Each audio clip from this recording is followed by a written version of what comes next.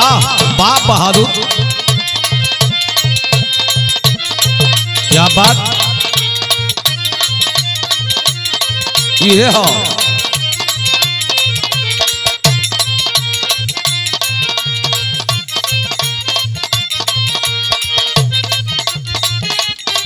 वाह करिया दुखाता जोर से ऐसैया करिया।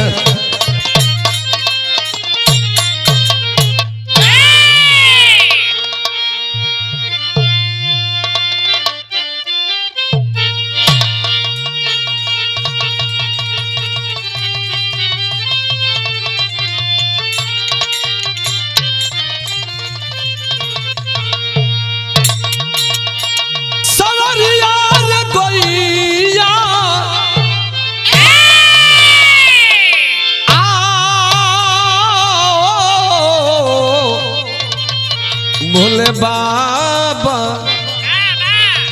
जोगिया हो मोर राम।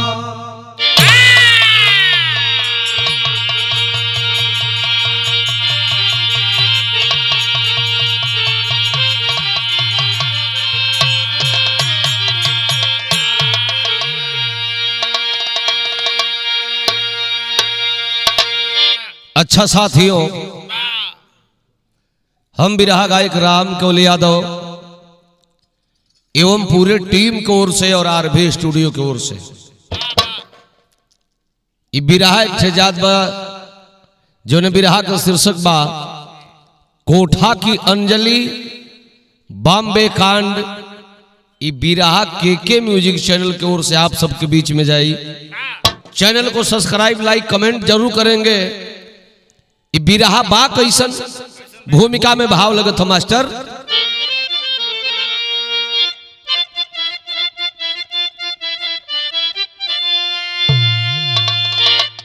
जिंदगी का सवेरा कहा कब होगा, मनवता के आड़ में है दनवता भी होती। जिगर का टुकड़ा जब भी हुआ है जुदा,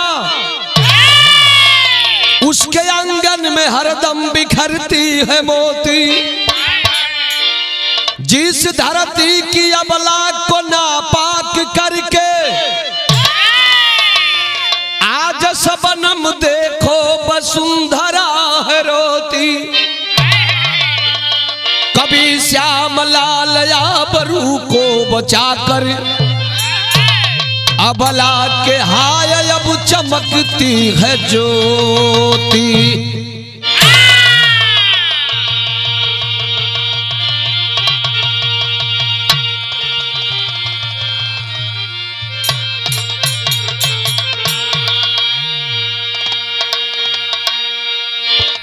बिरहा में एक रंग गजल का नमूना लगत हो मास्टर।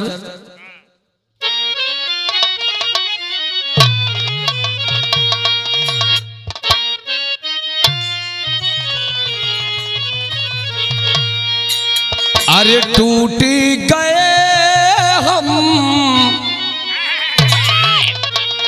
टूटी गए हम प्यार जता कर।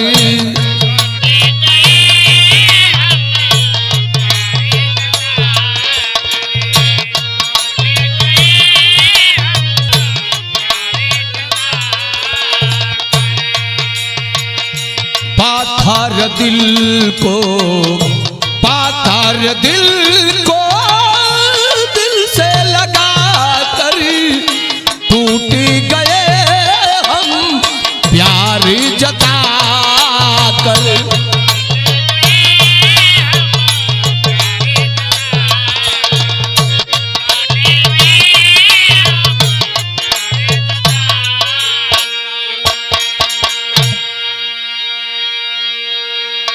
लेकिन बिरहा में हमारे डॉक्टर श्यामलाल कवि जी बड़ा सुंदर भाव लिखली हो।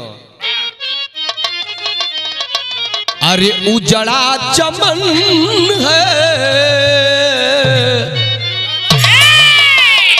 अरे उजड़ा चमन है जोर लगा कर।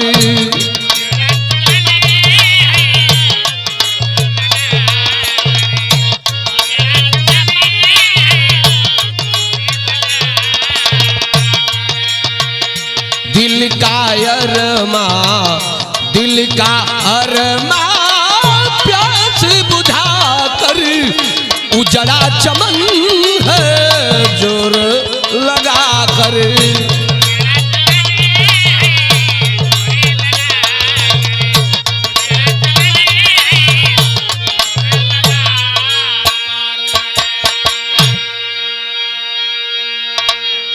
हमें से बिरहा का शुरुआत हो गई बा। कहानी के करबा कैसन बा मास्टर?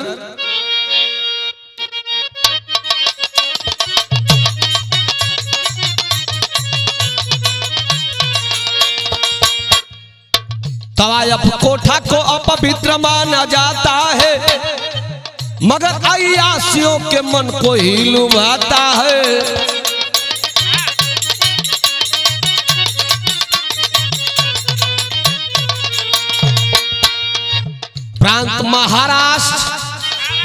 प्रांत महाराष्ट्र जिसकी बॉम्बे राजधानी है, मुन्नीबाई कोठा की बन गई कहानी है।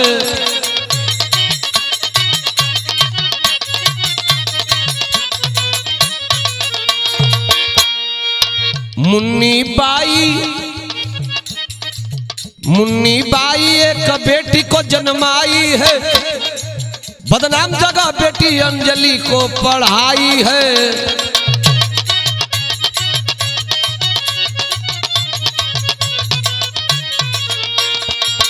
बोले दलाल होगी 18 की उमरिया में, बनेगी कोठे की मलिका इस बजरिया में।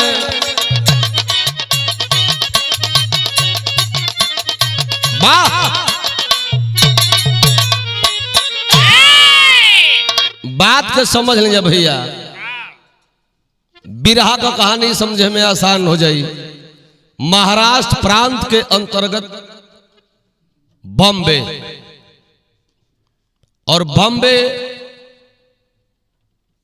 की रहने वाली बड़ी खूबसूरत है मुन्नीबाई, जिसका कोठा चलता है जहां कोठे की मलिका है वो। धीरे धीरे समय बीतल, वह मुन्नीबाई बड़ी एक खूबसूरत बेटी का जन्म देती है। बेटी सुघरबा जो ने बिटिया का नाम माई अंजलि डल्ली हो। बदनाम जगह से दूर हटाई के हॉस्टल में अपने बिटिया की पढ़ावताड़ी। ए भैया धीरे धीरे धीरे धीरे समय बीतत बा। बीच बीच में बिटिया अंजलि मम्मी से भेंट करे भी आवल जाइल करे। कुछ दलालन का नजर वही बिटिया पर पड़ल। उम्र 18 बरस का भइल बा। आ जब नजर पड़ल तो दलाल को सोचे लगलो कि बड़ी खूबसूरत कौन है जो कोठे पर आती है जाती है। जिस दिन इसका नथ उतरेगा तो बहुत मजा आएगा। तरह तरह का भावना लोगन के अंदर भरल बा हो भैया। लोगन का सपना बदलाल सोचत और का सोचत तरज लगत बा।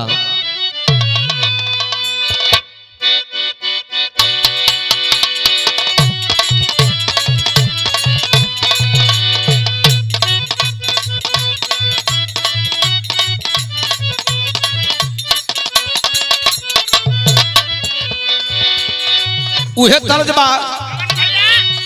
गईले जब से बाहर याद,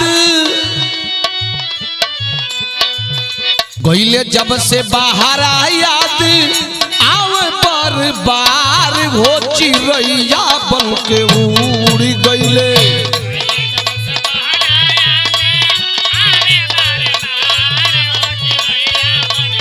जिया जिया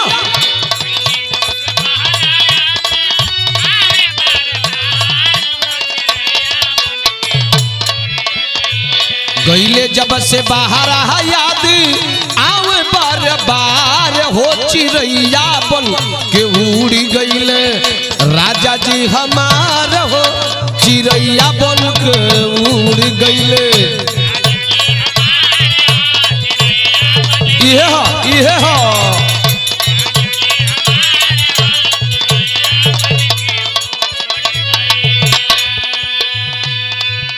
बिरहा सुने वाला भैया लोग तने बिरहा पर ध्यान दे। भैली सयान चेहरा चमक चमत्कार हो दलाल सगरी सोचे लगले भैले चमत्कार हो दलाल सगरी सोचे लगले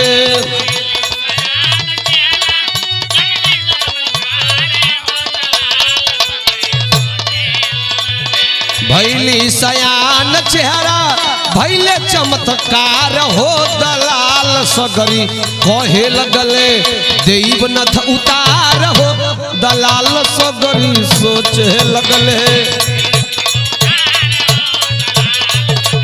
जिया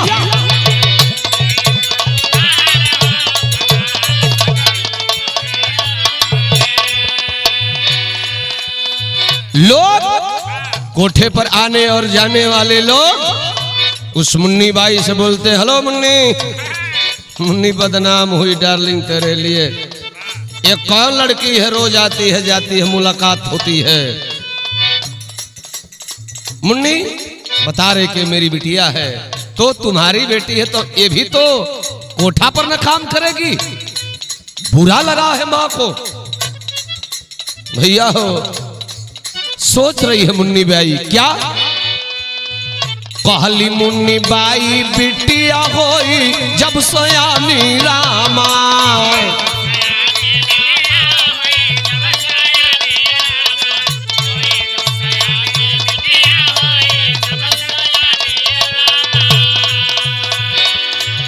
कहले दलाल की उतारल जाई पानी रामा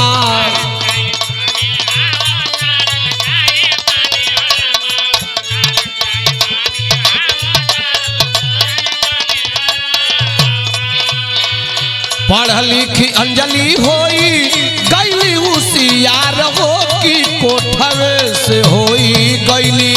पढ़ लिख अंजलि गईली उसियार हो की कोठवे से होई गईली।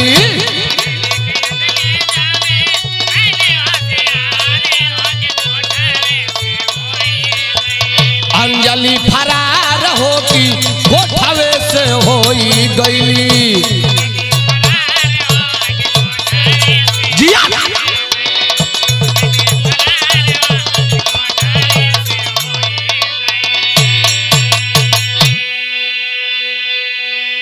समझ गई वो माँ बाप भले गंदे होते हैं लेकिन अपने औलाद को हमेशा सोचते हैं कि मेरा बेटा मेरी बेटी संस्कारी बने। आज मुन्नी अपने जिंदगी पर पछतावा कर रही है कि भले मैं बेश्या हूं लेकिन मेरी बेटी बेश्यागिरी नहीं करेगी। ए भैया 18 बरस की उम्र भइल बा बिटिया के 5 लाख रुपया दे करके और मां भगाती है घर से। बेटी तू यहां से निकल जा और कहीं सज्जन परिवार में जा करके अपने जिंदगी को बिता लेना बिटिया। यह कोठे की जिंदगी एक बदनाम जिंदगी है। आखिर हो भैया अंजलि कैलसिया का तरज बदल गई मास्टर।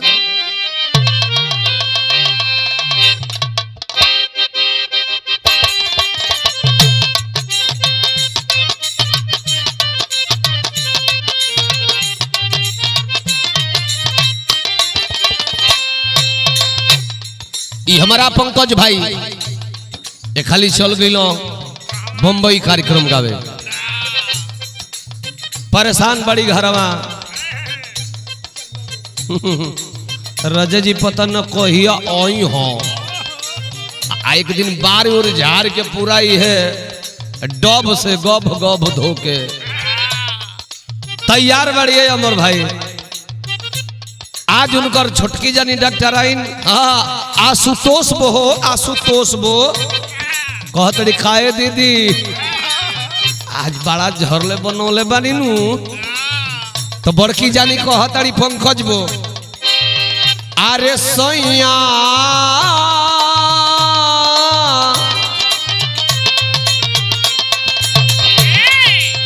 अरे सैया बम्बई से अवतार घरवा, अरे सैया बम्बई से अवतार घरवा, आज टेलीफोन आइल हो।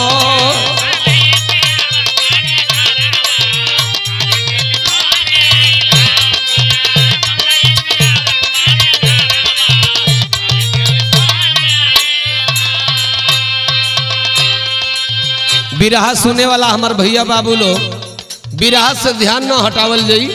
लड़की भागल हो, अब भाग के गईल कहाँ गईल? अरे भाग के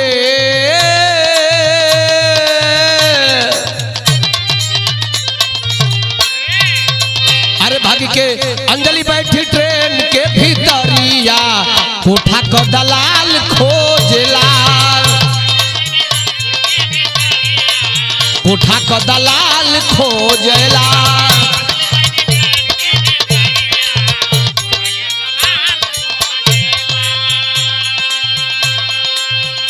लड़की भाग निकली है। कोठा पर रहने वाले दलाल जो है, जो अच्छा रकम वाले ग्राहक लेकर आते हैं, ये भैया सोचा था कि कहिया नथ उतरी, मांग होता बोल लगता। ये हर लड़की भगल हो।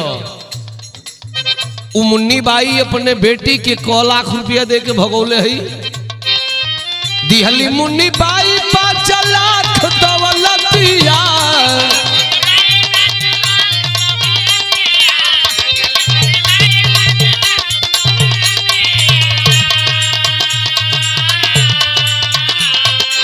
नहीं हवा तू बचावई जतिया,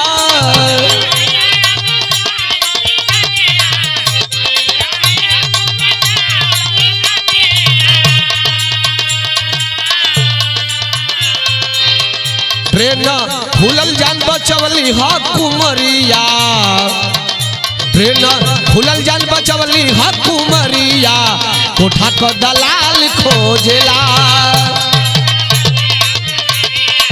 कोठा को दलाल खोजला।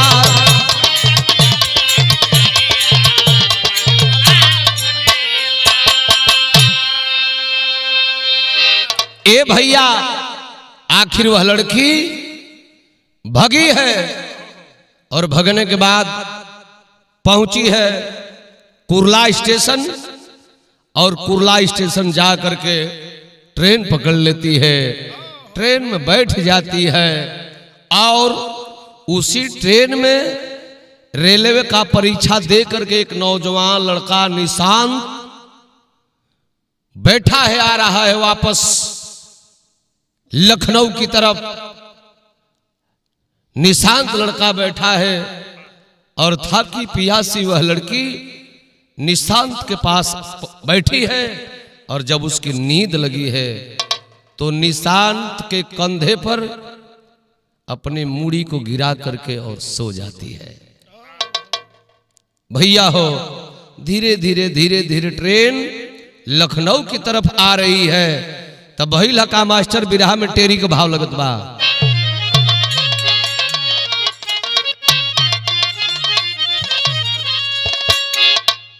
अरे जमाना कितनू नाजुक बन गया, कली पर लोभित होकर भंवरा बना दीवाना।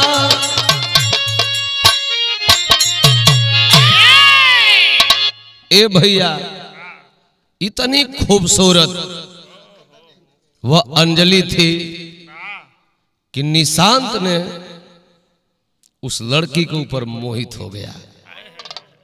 लेकिन ए भैया,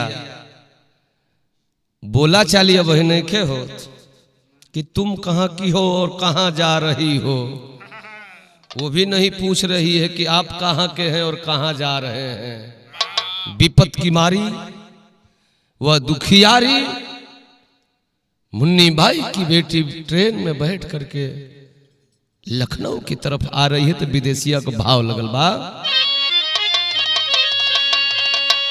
तब पूछल निशांत तू, ना ही बर्दाश्त भइल है। जब ट्रेन धीरे धीरे लखनऊ आ गई है, निशांत बोल पड़ा कि पूछल निशांत तू बताव कहवा जईबू हो, तबल ट्रेन आईली लखनऊ स्टेशनवा, वही स्टेशनवा पर निशांत उतर गईले, पीछे पीछे लागी गईली अंजलि वो सनावा। अंजलि तोहरे घर के लोग लेवे खातिर नहीं आइले, अंजलि कहे बैग में छूटल पतवा ठिकाना,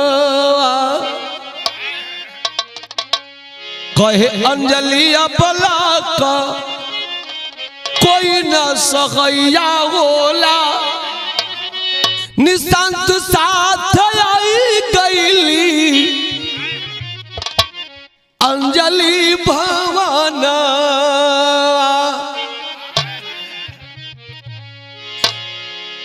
बर्दाश्त नहीं हो पाया, निशांत पूछ दिया अंजलि कहाँ उतरना है तुमको, अब तो मेरा स्टेशन आ गया है, मैं लखनऊ उतर जाऊंगा।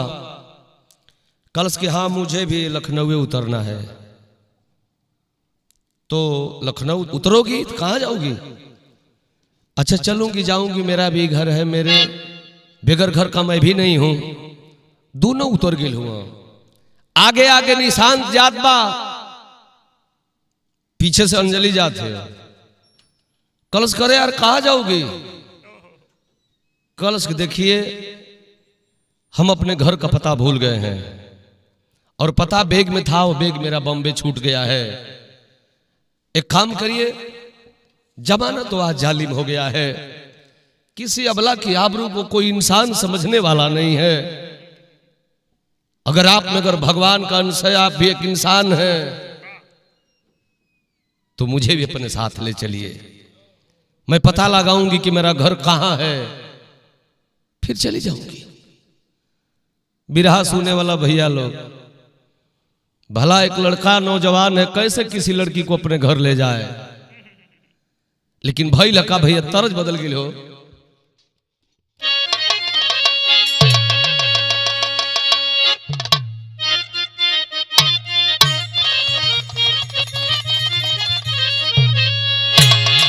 तरह से सुंदर भाव कवि जी बिरहा में लिखले बनी। निशांत उस अंजलि को लेकर के अपने घर की ओर चला है, तब भाव लगा था मास्टर, सबही भाकुआई गईले, काहे ना भकुआई है। नौजवान लड़का को नौजवान लड़की के बिना बियहले बिना ही थई न तई कर ले के घरे आ जाओ। अरे दाद हो दाद, परीक्षा देवे के लगे बड़का परीक्षा दे के ले आई खत्म कर दिहला भाई लका। सबही भाकुआई गईले देखी के कुमारिया के,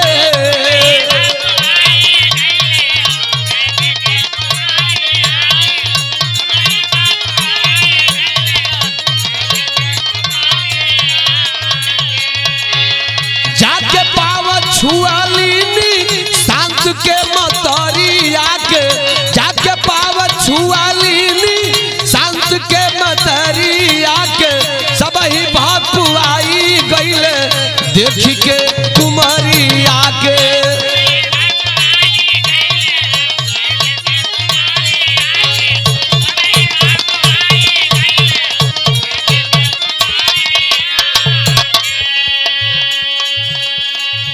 हाई देखा हो भैया, निशांत जाके घरवा पर निमाई का पाँव छुअल हो। अच्छा पीछे से इहो छुअतिया, अच्छा अपना बाबूजी का पाँव छुअल हो तो बबुओ जी का छुअत हो। घर में बड़ बहिन बाड़ी बहिनिया के गोड़ लगल हो तो वो लागत हो। आज सब खुश भाई बाबू कैसा लड़की है रे, सारी बात निशांत बतावता। कि लड़की अपन घर का पता भुला गई है, ना जा पाओ थे, कहियो करा घर को खोजत यहाँ सब लगा दे लेके चल जी सब। आप लोग गलत मत सोचब जा, बिरहा सुनने वाला भैया लोग धरती पर सब पापी नहीं थे, अच्छा भी इंसान हुआ, दिल में पाप लेकर के नहीं लेकर गया है लड़की को। आखिर भइल हका निशांत की बहिन को शादी नियर आई गईली,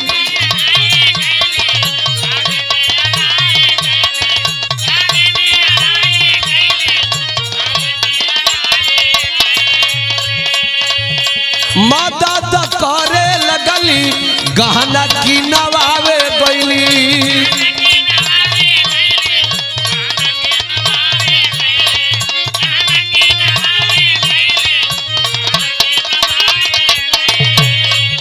अपन पैसा दे के कैली शादी के तैयारी आके, अपन पैसा दे के कैली शादी के तैयारी आके, जाके पाव छुअली शांत के मतरिया के।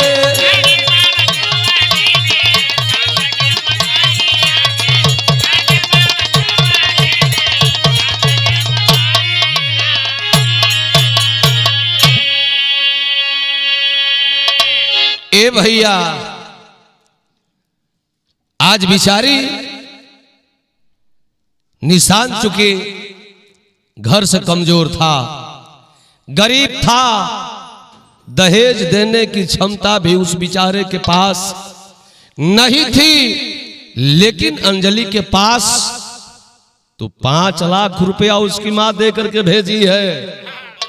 सोच रही है ये गरीब की बेटी है, मेरे पास पैसा है, इसके भाई इसके परिवार का एहसान मेरे ऊपर है, तो मैं भी कुछ जरूर गहना गुड़िया साड़ी खरीद करके निशांत के बहन के शादी में दूंगी, सहयोग कर रही है।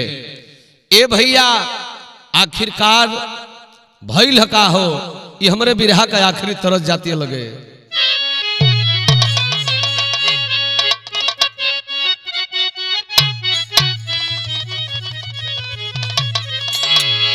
हाई देखा जा दुआरे बारात आ गई है, निशांत के बहन के बारात आई है, सिंदूरदान का समय है, दुल्हा मड़वे में कुहाय गयल, हाँ कुहाय गईल, हमके मोटरसाइकिल चाहिए,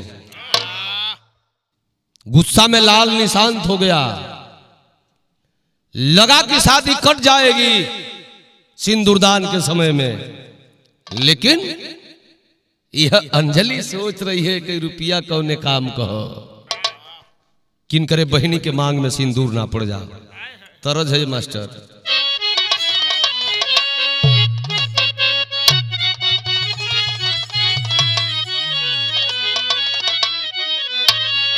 हमनी के छोड़ी के नगरिया हो जन जय हाय माई, तरज है, लेकिन भाव बिरहा में दहेज गाड़ी मंगल मंगनियानु सबही भइले परेशान, सुसुकी के रोवेली बहनियानु हो सबही भइले परेशान।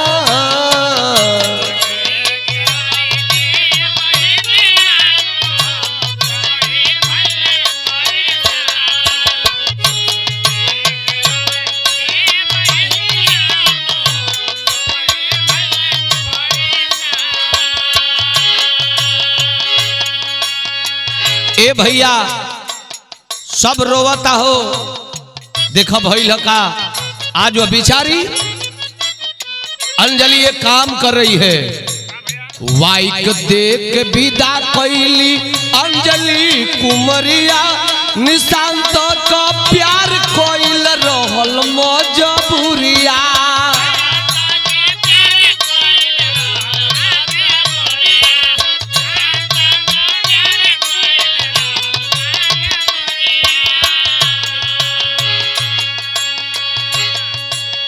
बहिनी बन के विदा भइली कनियानु हो,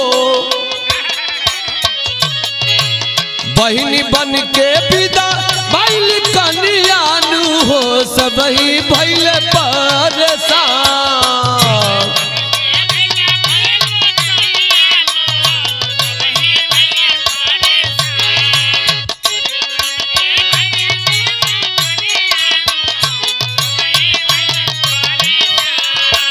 सुसुकी के रोइली बहिनियानु हो, सबही भइल परेशान।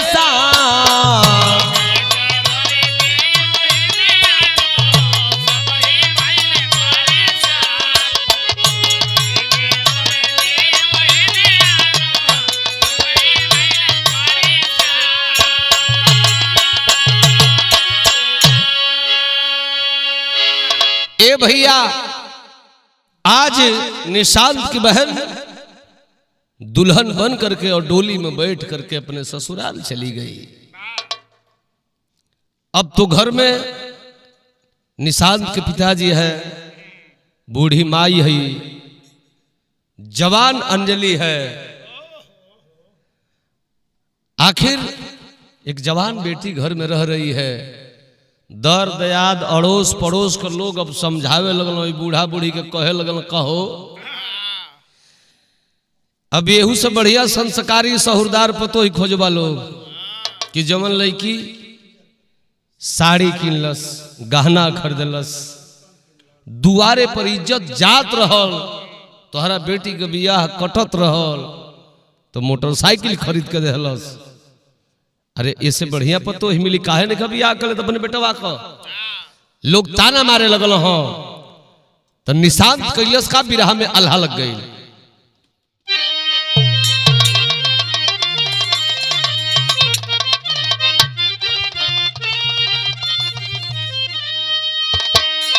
कहले निशांत अंजलि शादी करब तोहर संगवा में,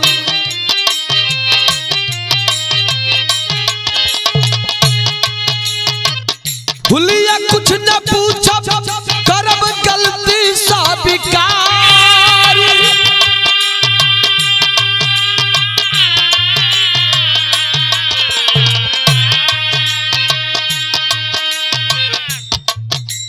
ए अंजलि सही सही बताई हो, हमारा घर के लोग दबाव बनावता तो से बियाह करे खातिर।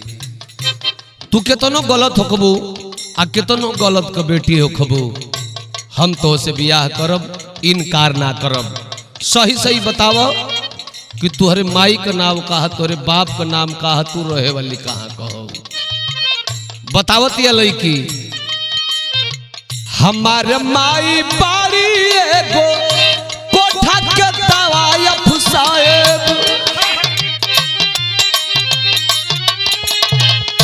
हम के पढ़ा के कैली माई होशियार।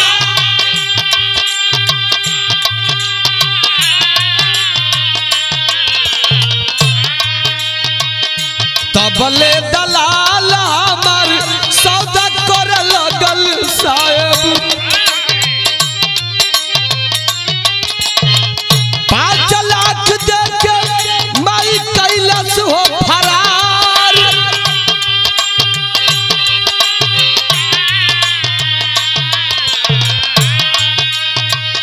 माई कहली बेटी कबो मिले नहीं हमसे,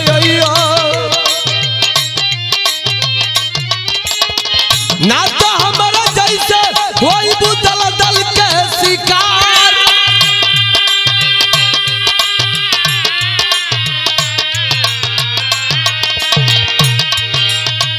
तबे सब कहे के घरवा से भगवा बाबू, तबल बहन जनली छोड़ के अइली ससुराल।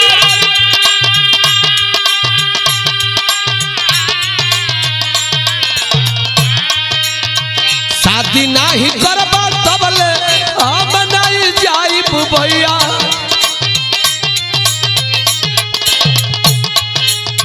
वही दिन नहीं पूछला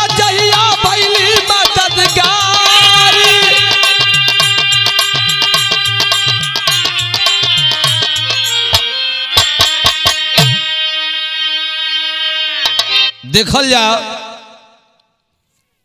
मर्द के अंदर एक बहुत बड़ी कमी होती है, चुचकार करके औरतों से दिल की बात लोग पूछ लेते हैं, और औरतों की एक कमी मिल जाती है तो लोग ताना मारते हैं, और जबकि अपने अंदर हजारों कमियां हैं। गलत जो करके गलती मान ले तो इंसान है सच्चा। वह अभागन अंजलि अपने जिंदगी की सारी दुख वाली बात को बताई है, और ये निशान वो बात अपने मां बाप को बता दिया। परिवार के लोग शादी से इनकार करने लगे, क्योंकि जिस समय निशांत की बहन की विदाई कर रही थी अंजलि, तो अंजलि निशांत की बहन का नंबर ले ली थी। जब समझ गई अंजलि के परिवार के लोग मुझे दुल्हन के रूप में स्वीकार नहीं करेंगे, तो घर से निकलने के वक्त में निशांत की बहन पर फोन करती है कि दीदी मैं तुम्हारा घर छोड़ के जा रही हूं। एक तो गिरल ताड़ से बबुरवे पटकल। इतना करने के बाद तुम्हारे भाई तुम्हारे परिवार के लोग मुझे दूसरी नजर से देख रहे हैं, दीदी मैं तुम्हारा घर छोड़ करके जा रही हूं। ये बात जब निशांत की बहन सुनती है, खबरदार अंजलि, घर छोड़कर जाना मत, मैं आ रही हूं, जब तक मैं आऊंगी नहीं घर से बाहर मत निकलना। निशांत की बहन घरे आई हो तो अनशन पर बैठ गई। ताना मारे थे अपने बाप के, ताना मारे थे मतारी के, ताना मारे थे अपने भाई के। वो दिन कितना संस्कारी सहुरदार रहल लोग, जहिया लगल कि हमार बारात आइल वापस चल जाई। उस दिन ये पवित्र थी, उस दिन इसका पैसा पवित्र था। अरे वो भी तो पैसा कोठे का था, जो कोठे का पैसा दे करके और मोटरसाइकिल खरीद करके और आपकी बेटी आपकी बहन को ये ससुराल भेजी है। नहीं, अगर ये निशांत अगर अंजलि से शादी नहीं करते हैं तो मैं जहर खा करके जान दे दूंगी, ससुराल नहीं जाऊंगी। अनशन करने लगी बहन, तो भइल हका खड़ी के भाव लगल हो।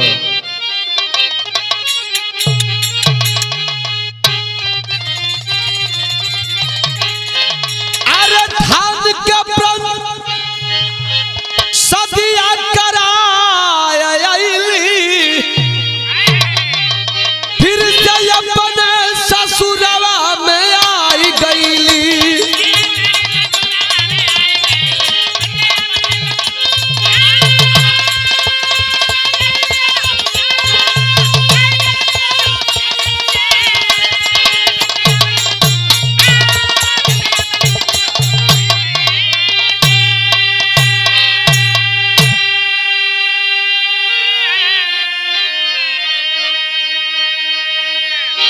कह रही है कि साफ बारी अंजलि कोठा से भाग गईली, अनरक से भाग गईली, तो बेपाक भइली।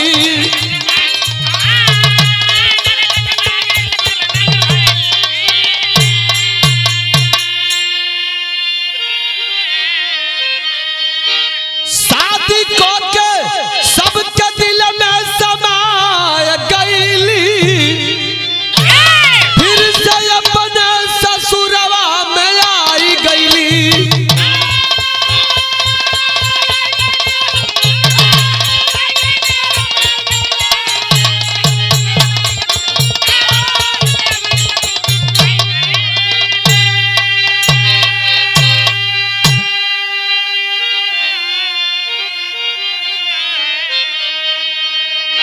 ए भैया, आज वह बहन अपने भाई की शादी अंजलि से कराती है, और अंजलि दुल्हन बन करके निशांत के घर में रहने लगी।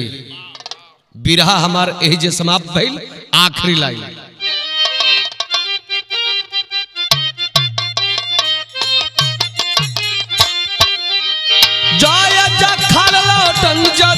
जी स्वर्ग गए सिधारी।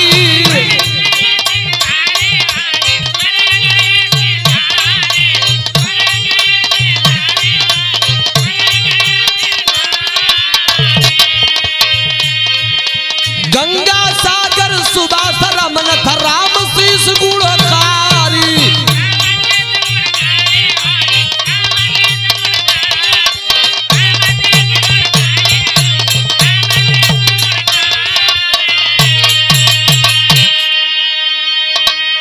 जमाना कितना नाजुक बन गया, श्यामलाल राम केवल सब सुन के भइले भाई।